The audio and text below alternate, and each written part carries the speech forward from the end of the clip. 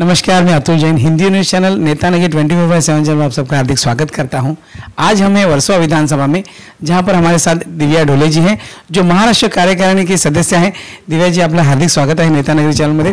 Ma'am, लोकसभाचे निवडणूक आता जवळ आलेल्या आहेत, रणधुमाळी सुरू झालेली आहे, तुम्ही सुद्धा लोकांपर्यंत पोहोचताय, तुमचे सुद्धा बॅनर रस्त्यात दिसत आहेत, कसं काम सुरू आहे मॅम? बॅनर्स सगळे दिसत आहेत वर्सोवामध्ये। हा तुमचा मुख्य मुद्दा आहे की सडनली दिव्या ढोलेचे बॅनर्स का दिसत आहेत? तर प्रामुख्याने असं आहे की ते काही नवीन नाही आहे, गेले कितीतरी वर्ष वर्सोवा विधानसभामध्ये बॅनर्स माझे आहेतच आणि मी इकडची स्थानिक आहे वर्सोवाची। आणि आत्ता लोकसभेचं वातावरण पूर्णपणे चालू झालेलं आहे, पण त्याची पार्श्वभूमी अशी आहे की माझं ऑफिस दिव्या ढोले नागरिक सेवा केंद्र हे गेले 9-10 वर्ष वर्सोवामध्ये कार्यरत आहे आणि त्याच्या माध्यमातून आम्ही विविध सरकारी सेवा लोकांपर्यंत पोहोचवण्याचं काम करतो। म्हणजे हे तुम्हालाही माहिती आहे की आता 9-10 वर्ष म्हटले तर 70,000पेक्षा किंवा 80,000पेक्षा जास्त लोकांपर्यंत आमचं आउटरीच झालेलं आहे। आणि मग लोकांची नेहमी ही विनंती असते की दिव्या ढोले, तुम्ही वर्सोवामध्ये तुमच्या ऑफिसमधनं एवढी चांगली कामं करतात, पण तुम्ही बाहेर दिसत नाही, तुम्ही धारावीमध्ये काम करत असता। धारावीमध्ये माझ्याकडे आता जबाबदारी आहे, मी तिकडची निवडणूक प्रमुख आहे भाजपा महाराष्ट्राकडनं। पण मग जसं आमच्या नेतृत्वाने आम्हाला सांगितलेलं आहे की लोकसभेमध्ये किंवा कुठच्याही निवडणुका ज्या आता येत आहेत त्याच्यामध्ये आम्हाला ग्राउंडमध्ये जिथे आम्ही नेते राहतो आहे तिथेही आमचं कर्तव्य आहे की आम्ही तिथे काम वाढवलं पाहिजे।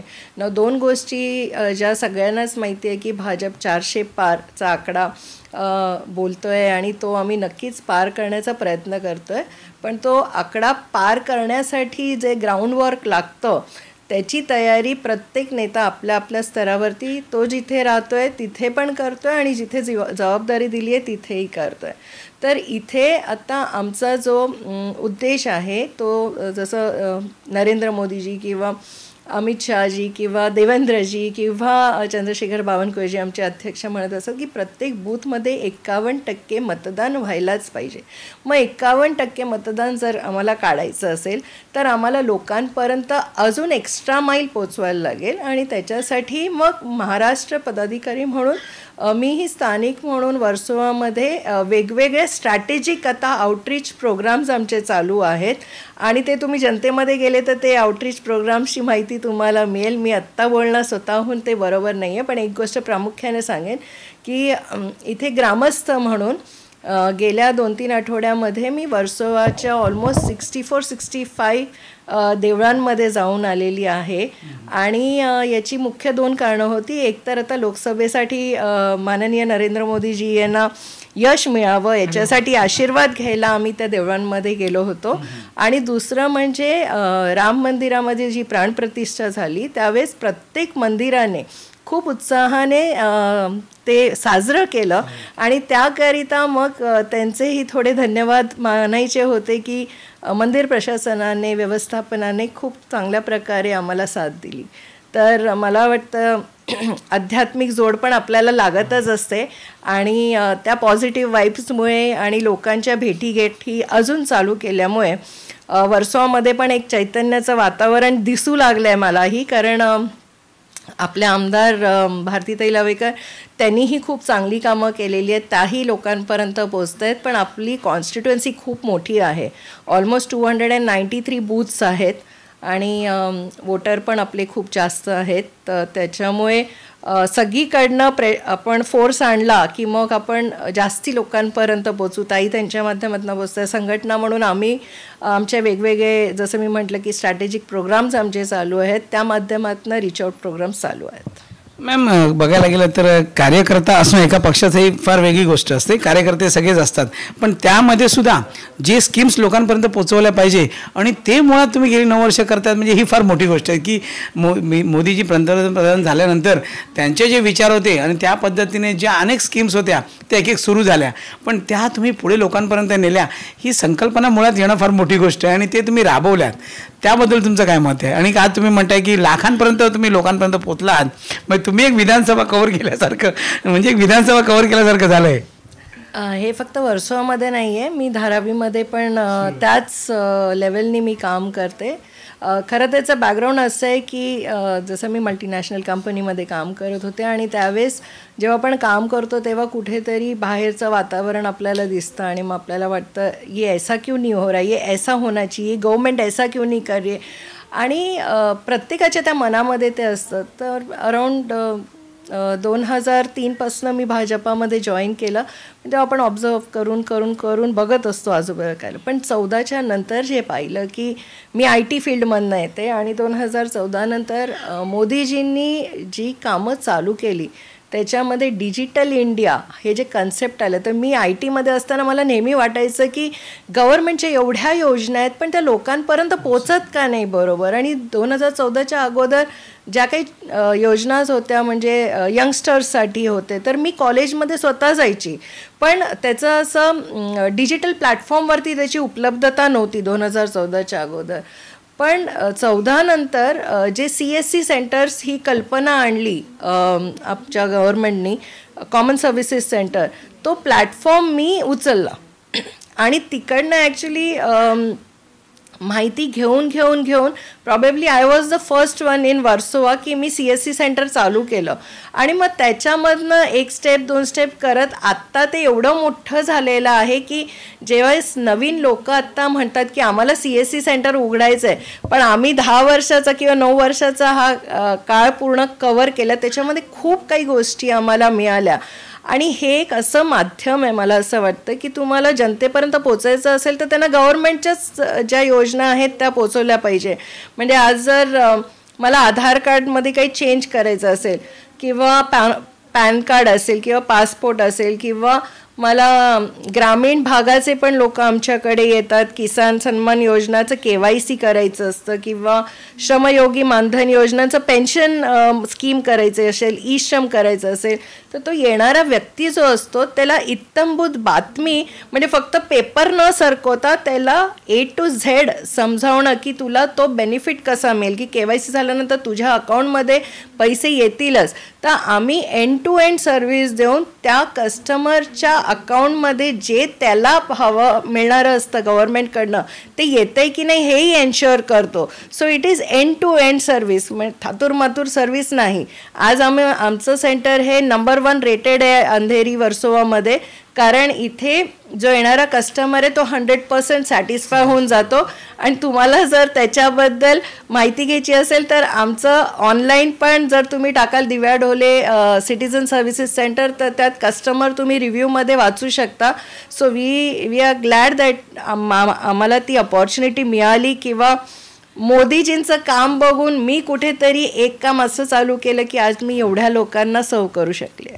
मॅम तुमचं अभिनंदन. हे ऐकावं तेवढं मला खूप बरं वाटतंय की तुम्ही एवढ्या मोठ्या प्रमाणात काम करताय आणि पूर्णपणे काम करताय. असं नाही की कामापुरतं काम रेटून घ्यायचं असं नाही, लोकांना पूर्ण सेवा देणं फार मोठी गोष्ट आहे. मॅम पण दुसरी गोष्ट अशी आहे की तुम्ही इतक्या मोठ्या प्रमाणात वर्सोवात काम करत आहात. सगळं करत असताना मॅम एखादा पॉलिटिकल लीडर्स जो असतो तो रस्त्यात बाहेर असतो, पण दिव्या ढोले रस्त्यावर कुठे बाहेर कार्यक्रमात दिसत नाही, वर्सोवा विधानसभेत जास्त दिसत नाही, पण लोकांच्या मनामनात आहे.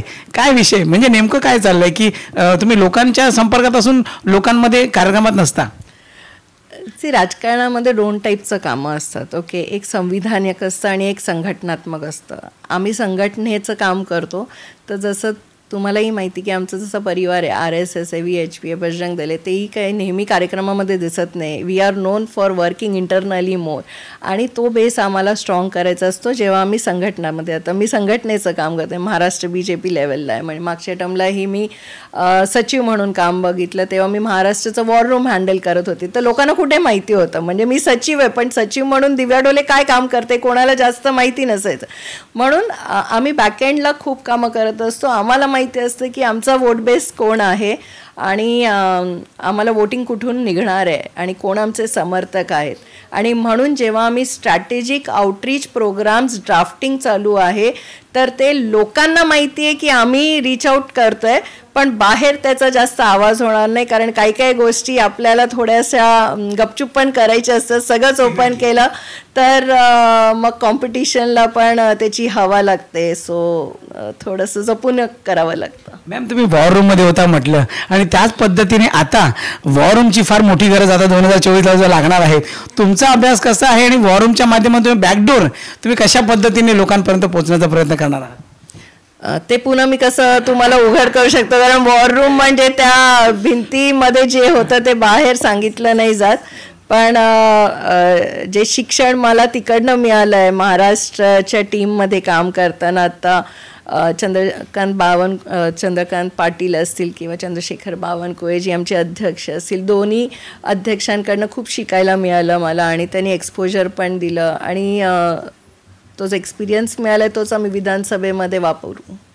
मॅम, आता ज्या पद्धतीने आता युती आहे शिवसेना BJP या पद्धतीने, तर आता या ठिकाणी जे आहे ते उमेदवार अजून उत्तर पश्चिम जिल्ह्याचा डिक्लेअर होत नाही आहे. तुम्ही महाराष्ट्र कार्यकारिणीवर आहात, इथे आपल्या अमित साटमजींचं नावसुद्धा पुढे होतं आहे.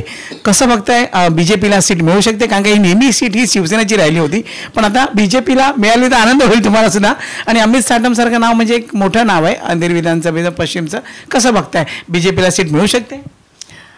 बघा, उत्तर पश्चिम जिल्ह्याबद्दल मी आत्ता काहीच बोलू शकत नाही, कारण तो पार्लमेंटरी बोर्डचा तो निर्णय. आणि तुम्ही जसे वाट बघताय की टी व्हीवरती नाव दिसेल, तसं आम्ही वाट बघतोय.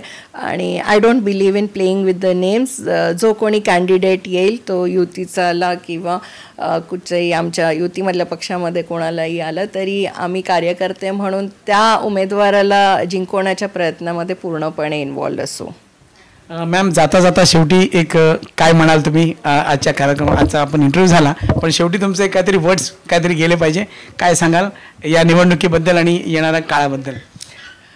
येणारा काळ तर खूप चांगला आहे. म्हणजे आमच्यासारखे महिला आहे, म्हणजे मी स्वतःला नेहमी असं समजते की मी एवढे वर्ष भाजपचं काम करते आणि ते का करतोय. लोक कधी कधी विचारतात की तुम लोग को क्या मिलता है, तर आम्ही म्हणतो हमको कुछ मिलता नहीं, हमको सॅटिस्फॅक्शन मिलता है की हम काम कर रहे. आणि ह्या लेवलला आल्यानंतर जेव्हा तुम्ही गरजू लोक जे आपल्या दारापर्यंत येतात, जे त्रासलेले असतात, त्यांना काही यंत्रणा माहिती नसतात, शासकीय यंत्रणा माहिती नाही, त्यांना गाईड करणं, त्यांना त्यांची कामं करून देणं, याच्यात जो आनंद असतो तो थोडा वेगळाच असतो. आणि मला वाटतं ज्या हिशोबाने आता भारतीय जनता पार्टीचं संपूर्ण नेतृत्व जे आहे, ज्याचं मार्गदर्शन माननीय नरेंद्र मोदीजी करत आहेत आणि इथे महाराष्ट्रामध्ये माननीय देवेंद्रजी फडणवीस आणि चंद्रशेखर बावनकुळे अँड प्लस आमचे आशिष शेलारजी, ह्या सगळ्यांनी एकच गोष्ट जे आम्हाला शिकवली आहे किंवा मी पण फॉलो करते इज दॅट काम करत राहा. काम करत राहिलं की लोक तुम्हाला रेकग्नाइज करतात, लोकांनाही कळतं की ही व्यक्ती एवढ्या वर्षापासून काम करते. आणि भाजपामध्ये तुम्ही सातत्याने बघाल की हे काम, बरं हे काम का होतं आहे, तर शेवटी जे माननीय मोदीजी पण म्हणत आहेत की आपल्याला आपला देश विकसित लेवलला घेऊन जायचं आहे. आणि आज विकसित भारताचं स्वप्न आपण बघतोय सगळे, पण ते अस्तित्वात येणार कधी, तो सपने नाही हकीकत बुनते हम. आणि ती जी लाईन आहे ना ती खूप कॅची आहे, कारण आपण नेहमीच बघत असतो, पण ते इम्प्लिमेंट करून ते अस्तित्वात आणणं हे खूप इम्पॉर्टंट असतं. आणि येणाऱ्या पिढीला किंवा आपल्या पिढीला पण तेच पाहिजे असतं. नाहीतर मग गरिबी हटावसारखे नारे खूप असतात, पण गरिबी हटाव कसं? आज 25 कोटी गरीब लोक पॉवर्टी लाईनच्या वरती आलेले आहेत. हा आकडा मला पण भावतो, कारण मी गेले 7-8 वर्ष म्हणजे मी धारावीत असताना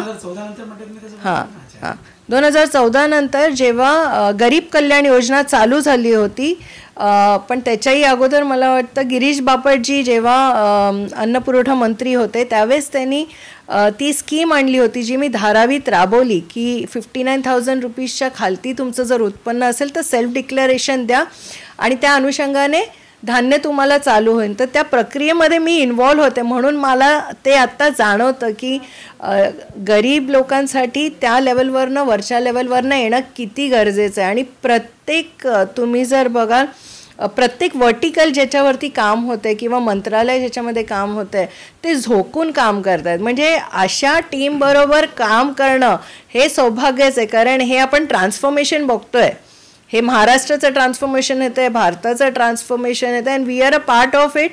आणि हे सौभाग्यच आहे आपलं. नाहीतर आणि माझ्यासाठी तर खूपच मला चांगलं वाटतं की I am a part of the performing team.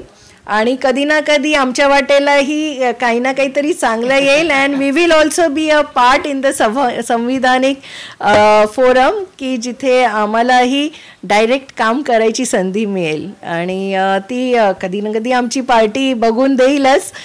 त्यावेळेची आपण अपेक्षा करूया.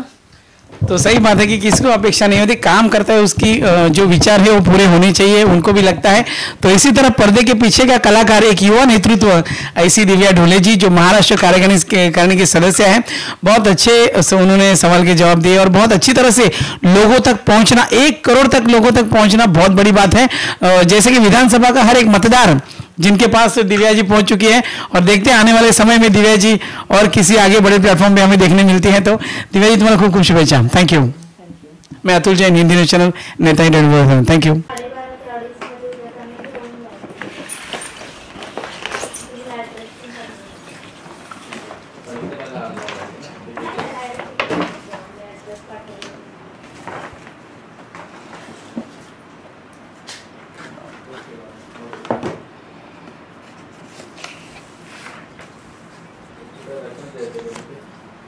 हाँ,